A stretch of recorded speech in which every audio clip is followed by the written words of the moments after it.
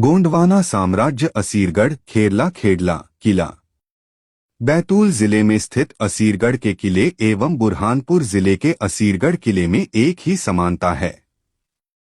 दोनों नाम राशि है तथा तप्तीचंद में स्थित है। मुगल शासन काल में चर्चित रहे बुरहानपुर के असीरगढ़ किले में मुगलों का तथा बैतूल जिले के असीरगढ़ किले में गोंडों का राज्य था। बैतूल जिले के तहत आने वाला खेरला गोंड राजाओं के गढ़ इस किले के बारे में कहा जाता है कि यहाँ इतना खजाना है यानी सोना है कि यदि उसे खोज लिया जाए तो इस किले से मीलों दूर तक सोने की सड़क बनाई जा सकती है। ईसवी शताब्दी 997 में खेरला का राजा इल था। इस राजवंश के आखिरी शासक जैतपाल के बारे में कहा जाता है कि वह बेहद सनकी था।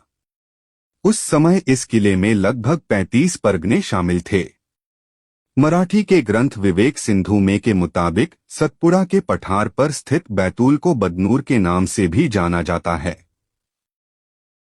ईसवी शताब्दी 997 में खेरला के राजा इल की राजधानी एलिचपुर भी थी।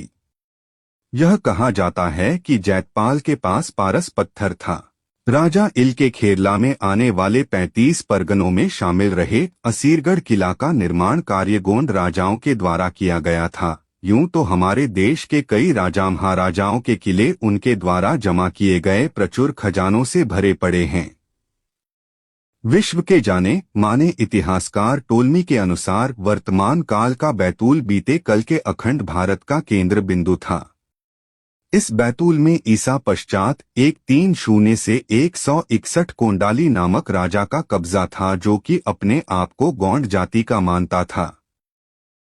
इस अखंड भारत का केंद्र बिंदु कहा जाने वाले बैतूल जिले पर यूं तो गोंड राजा महाराजाओं की कई पीढ़ियों ने कई सदियों तक राज किया।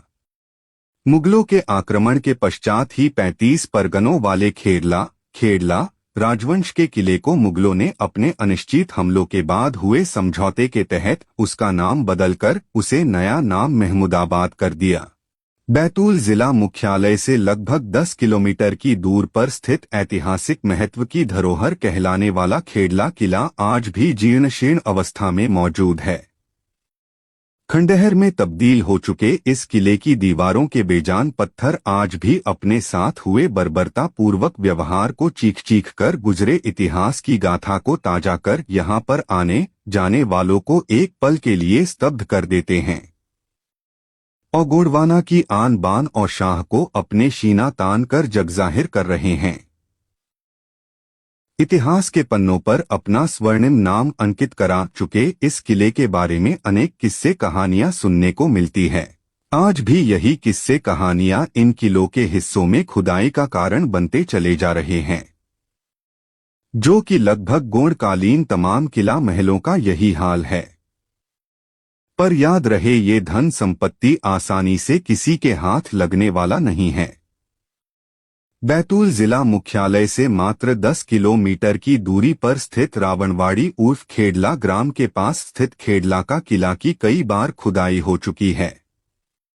एक किंवदंती के अनुसार किले के सामने 22 हेक्टेयर की भूमि पर बना बैतूल जिले का सबसे बड़ा तालाब, जिसमें एक सोने का सूर्य मंदिर धंसा हुआ है।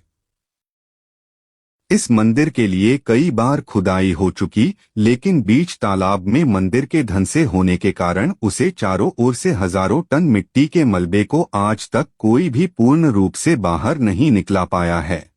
जय सेवा, जय जोहार, जय गोंडवाना।